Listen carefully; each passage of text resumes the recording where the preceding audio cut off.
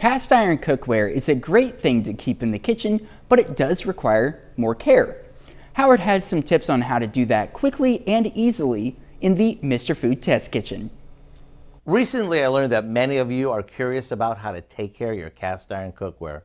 So I thought I'd show you how we do it in the test kitchen and share a recipe that's buttery delicious too. When you first buy cast iron cookware and get it home, or if you haven't used it in a while, you want to rinse it with hot water.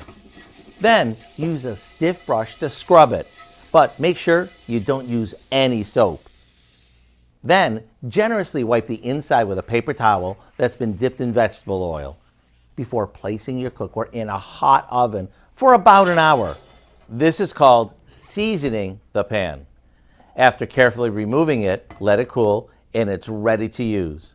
Once you've used it, you can clean it with hot water and a scrub brush. You can also use a salt scrub if need be, but never use dish soap or let it soak. Otherwise, you'll have to season it all over again.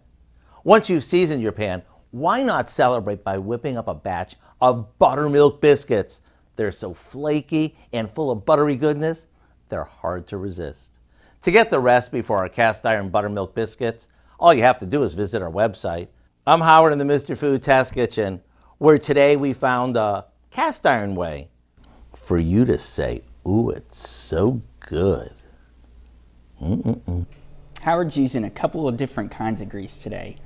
You can find this recipe along with a lot more good food from the Mr. Food Test Kitchen online. Just go to our website at kuamnewsnow.com.